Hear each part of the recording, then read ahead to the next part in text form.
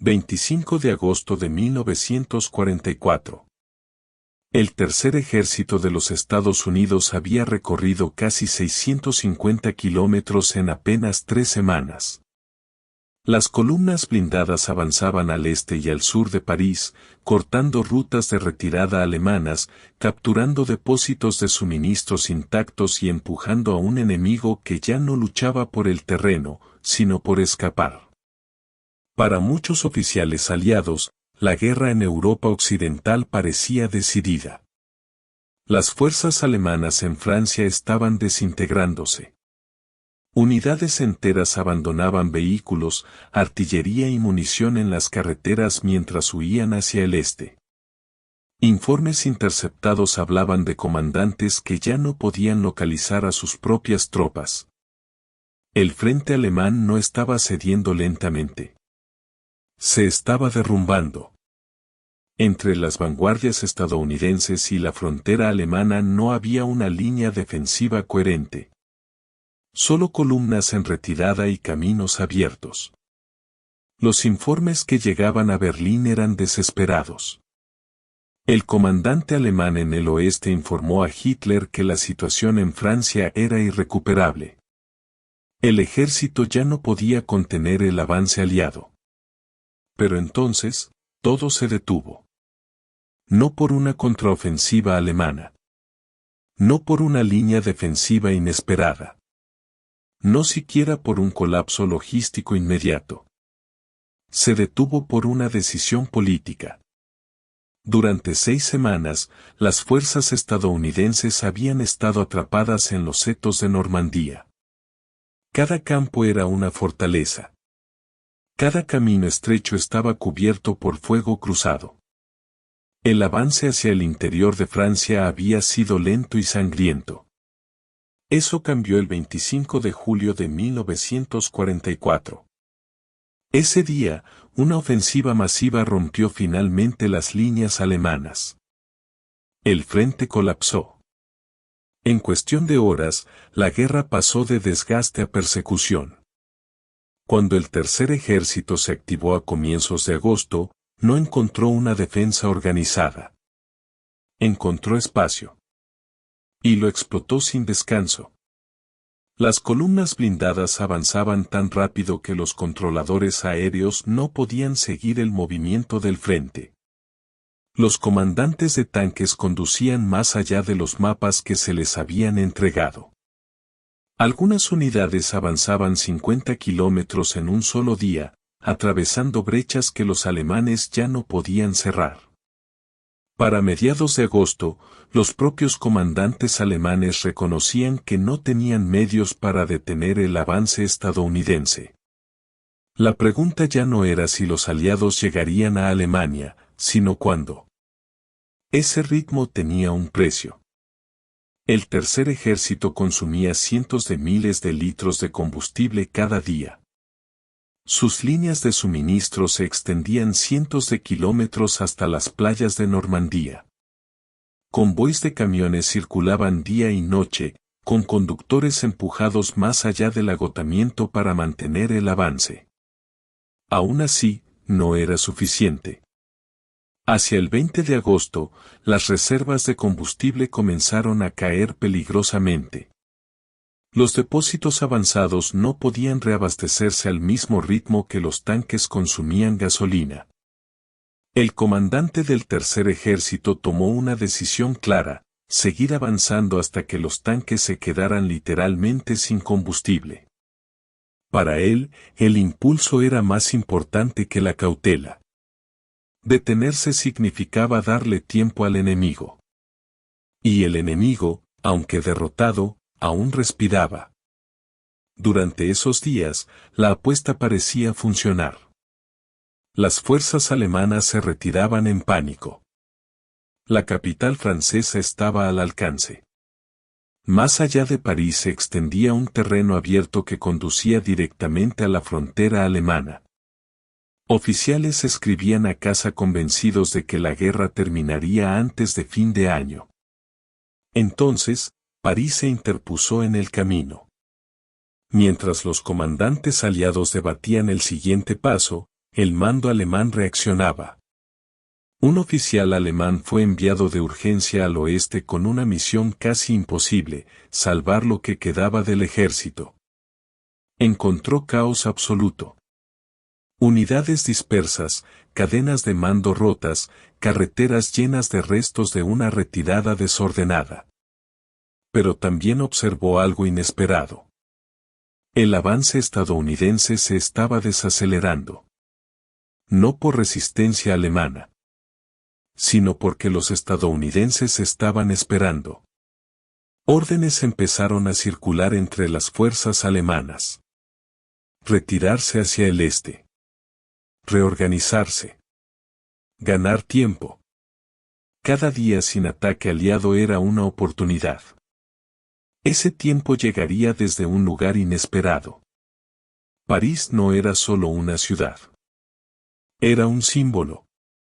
Para Francia, su liberación definiría quién reclamaría autoridad política tras 4 años de ocupación.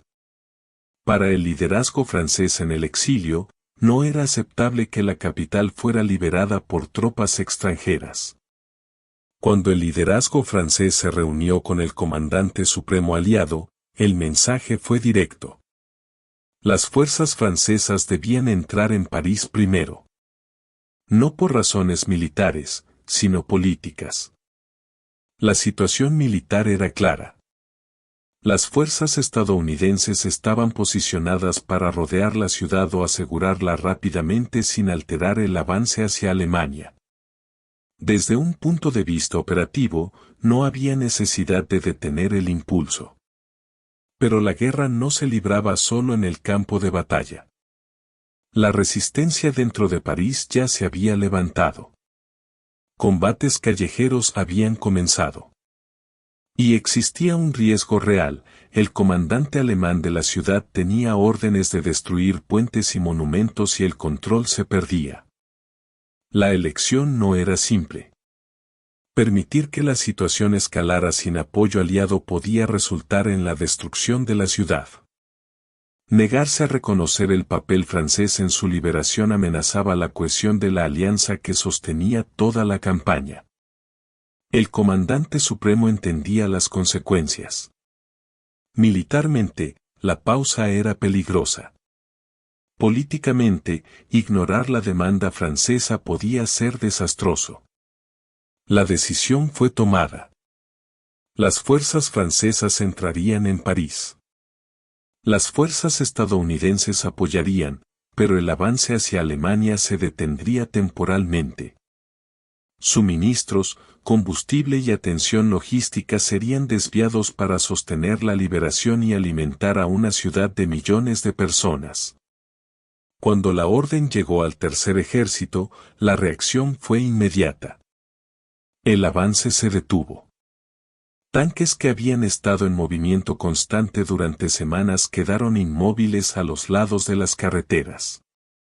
El combustible que debía llevarlos hacia el este fue redirigido. Convoys que avanzaban hacia el frente comenzaron a girar en dirección opuesta. Hacia París. Mientras París celebraba su inminente liberación, el precio de esa decisión comenzaba a sentirse lejos de las cámaras y los fotógrafos. Liberar una capital no era solo una operación militar. Era una operación logística de enormes proporciones. Una ciudad de millones de habitantes, hambrienta tras años de ocupación, necesitaba alimentos, combustible, medicinas y carbón de inmediato. No en semanas. No después. Ahora. Miles de toneladas de suministros comenzaron a fluir hacia París. Camiones que habían sido asignados al frente giraron hacia el oeste. Convoys completos fueron redirigidos. El sistema logístico aliado, ya bajo una presión extrema, recibió una nueva carga que no había sido planeada para ese momento. Cada camión que entraba en París era un camión menos en la línea de frente. En los márgenes de las carreteras al este de la ciudad, los soldados estadounidenses observaban el tráfico pasar en dirección contraria. Camiones cargados de bidones de gasolina, cajas de munición y raciones desaparecían hacia la capital. No había confusión. Todos entendían lo que significaba. El avance había terminado. Para los hombres del tercer ejército, la sensación era difícil de describir. Durante semanas habían vivido en un estado constante de movimiento, empujando al enemigo sin descanso. Habían visto al ejército alemán desmoronarse frente a ellos. Ahora, de repente, se les ordenaba esperar. Esperar mientras el enemigo respiraba. Los oficiales de logística comenzaron a hacer cálculos fríos. El combustible consumido para apoyar la liberación y el sostenimiento de París habría permitido al tercer ejército avanzar casi 160 kilómetros adicionales hacia el este. Habría sido suficiente para alcanzar y cruzar el río Mosela antes de que el enemigo pudiera organizar una defensa seria. Pero ese combustible ya no estaba disponible. Mientras tanto, al otro lado del frente, el alto mando alemán no desperdiciaba el tiempo que se le había concedido. Las órdenes eran claras. Retirarse en buen orden. Abandonar el equipo pesado que no pudiera moverse. Salvar hombres. Establecer nuevas líneas defensivas más cerca de Alemania. Aprovechar cada día sin presión aliada. El río Mosela se convirtió en un punto clave. Una semana antes, apenas había defensas preparadas.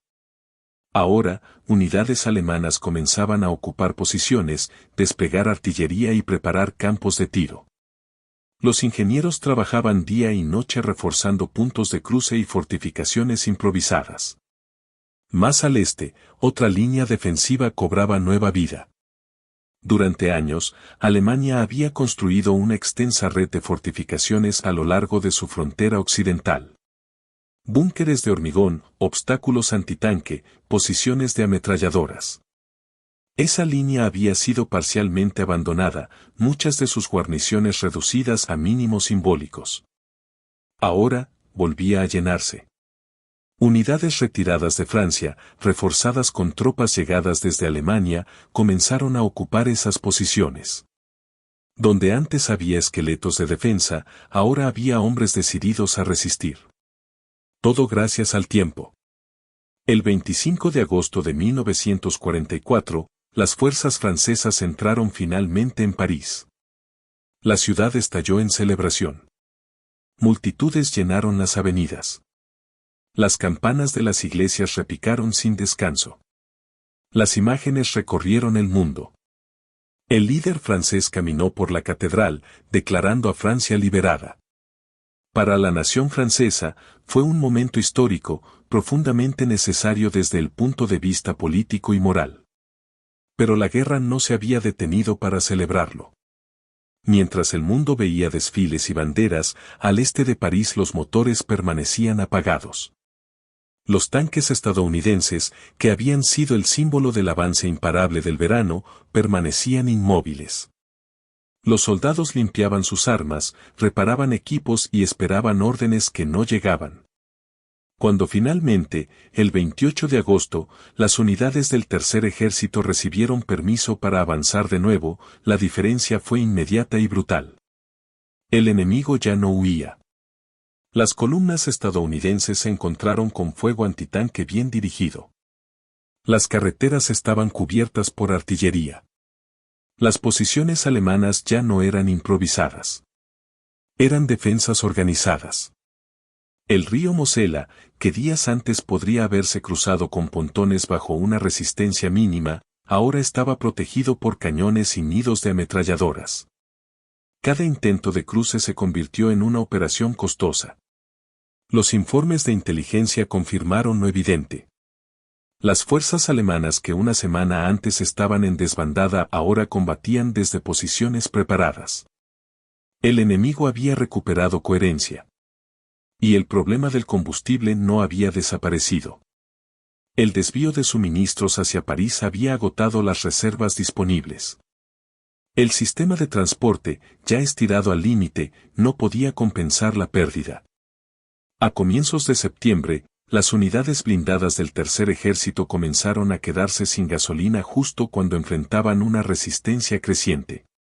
Poco después, llegó una nueva orden. El avance debía detenerse nuevamente. La prioridad de combustible sería asignada a las operaciones en el norte, donde se preparaba una ofensiva ambiciosa destinada a cruzar el Rin desde Bélgica. Las fuerzas del Tercer Ejército tendrían que esperar. La carrera hacia Alemania había terminado. Las columnas estadounidenses quedaron detenidas a menos de 200 kilómetros del río Rin, con los depósitos vacíos y el enemigo reorganizándose frente a ellas. La oportunidad de mantener el impulso del verano se había perdido. Septiembre pasó sin una ofensiva decisiva. Octubre trajo lluvias, barro y combates cada vez más duros. Las defensas alemanas se fortalecieron día tras día. Lo que había sido una persecución se transformó en una guerra de posiciones. Soldados que en agosto habían avanzado kilómetros sin oposición ahora luchaban por cada 100 metros. Búnkeres de hormigón dominaban los accesos. Obstáculos antitanque canalizaban el avance hacia zonas batidas por fuego cruzado. Las bajas comenzaron a aumentar. Unidades enteras quedaron empantanadas frente a fortificaciones que no deberían haber estado completamente ocupadas tan pronto. El precio se pagaba en hombres, no en mapas. Para muchos oficiales, la conclusión era evidente. El tiempo concedido al enemigo había cambiado el carácter de la guerra. La victoria rápida que parecía al alcance en agosto se desvanecía. Y el peor invierno aún no había llegado. Para octubre de 1944, la guerra en el frente occidental ya no se parecía en nada a la persecución vertiginosa del verano. Las carreteras secas de agosto se habían convertido en ríos de barro. Las noches se alargaban. La lluvia caía sin descanso. El avance aliado, que semanas antes había parecido imparable, ahora avanzaba con dificultad contra posiciones sólidas y bien organizadas.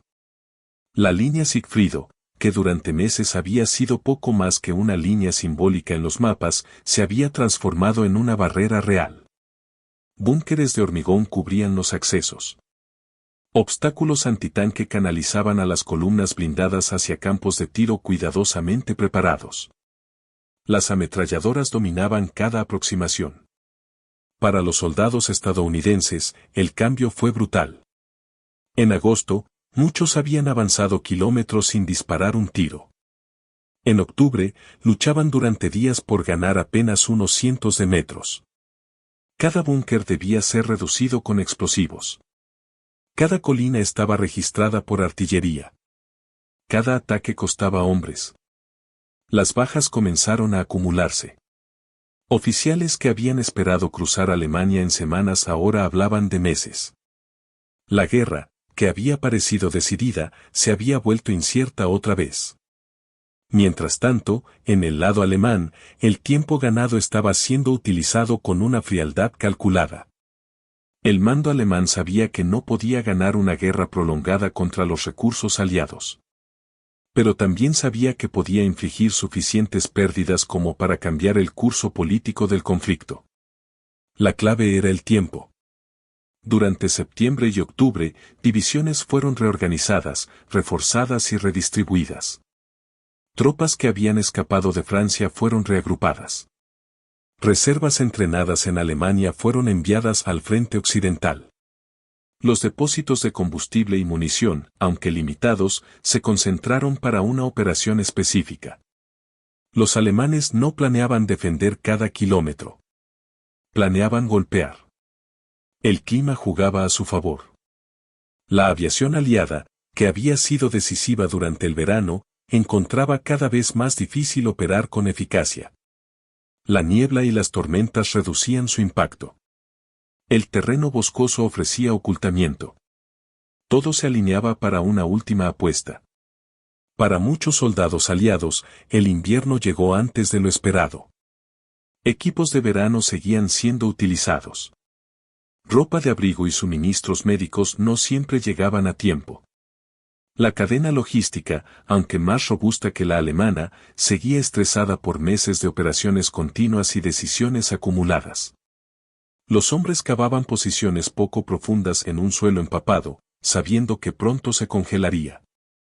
El cansancio se sumaba a la frustración. Habían estado tan cerca. En diciembre de 1944, el golpe llegó. El ataque alemán se lanzó a través de un sector considerado relativamente tranquilo. Un frente mantenido por unidades estadounidenses agotadas y extendidas. En las primeras horas, la sorpresa fue total. La niebla y el mal tiempo neutralizaron la respuesta aérea. Columnas blindadas alemanas avanzaron por caminos forestales que se creían intransitables. La ofensiva rompió el frente. Durante los primeros días, el caos fue generalizado. Unidades quedaron aisladas. Comunicaciones se interrumpieron. Miles de soldados fueron capturados o rodeados. El avance alemán creó una profunda saliente en las líneas aliadas. Era la batalla de las Ardenas. Más de 200.000 soldados alemanes participaron en la ofensiva. Para Alemania, era una apuesta desesperada. Para los aliados, fue el combate más sangriento que enfrentarían en el frente occidental. Las bajas estadounidenses superaron las 80.000. Miles murieron en el frío extremo. Otros fueron hechos prisioneros. Unidades enteras fueron destruidas o dispersadas. Aunque la ofensiva alemana estaba condenada desde el inicio por falta de recursos, logró su objetivo inmediato, prolongar la guerra. Después del conflicto, los interrogatorios a los comandantes alemanes revelaron una verdad incómoda. El tiempo ganado a finales del verano había sido decisivo. Sin ese respiro, sin la oportunidad de reorganizar fuerzas y preparar defensas, una ofensiva de esa magnitud habría sido imposible. Los generales alemanes fueron claros. Si los aliados hubieran mantenido la presión continua desde agosto hasta el otoño, no habría habido reservas suficientes, ni combustible, ni espacio operativo para lanzar un ataque en diciembre. La guerra no se había prolongado por una sola decisión, ni por un solo hombre. Fue el resultado de una cadena de elecciones. Decisiones tomadas bajo presión. Decisiones influenciadas por política, por logística, por alianzas frágiles. Decisiones en las que ninguna opción era perfecta, pero cuyas consecuencias fueron pagadas por quienes luchaban en el frente. La liberación de París fue un momento histórico y necesario. Restauró la soberanía francesa y aseguró la estabilidad política de Europa Occidental. Pero también tuvo un costo militar inmediato. Ese costo se manifestó en semanas perdidas, en defensas reforzadas, en batallas que no deberían haber sido tan costosas. Los soldados que lucharon en los bosques helados de las Ardenas no sabían nada de debates políticos ni de negociaciones diplomáticas. Solo sabían que el enemigo, al que habían visto huir en agosto, ahora volvía a atacar con ferocidad. El precio se pagó en sangre. Cuando la guerra finalmente terminó en 1945, la victoria aliada fue total. Alemania fue derrotada sin condiciones. Pero el camino hacia ese final había sido más largo y más doloroso de lo que parecía necesario en el verano de 1944. La historia no se escribe solo con batallas ganadas. Se escribe con decisiones tomadas en salas de mando, lejos del frente, donde mapas y prioridades compiten entre sí. En agosto de 1944, el impulso estaba del lado aliado. El enemigo estaba en retirada. El final parecía cercano. Ese impulso se perdió. No por cobardía. No por incompetencia absoluta. Sino por la complejidad de una guerra de coalición, donde la política y la estrategia avanzan juntas, incluso cuando eso cuesta vidas. La guerra podría haber terminado antes. No lo hizo. Y los hombres que lucharon durante el invierno de 1944 pagaron el precio de ese tiempo perdido, en el barro, en el frío y en la sangre. Mientras el mundo celebraba una victoria que aún no estaba asegurada.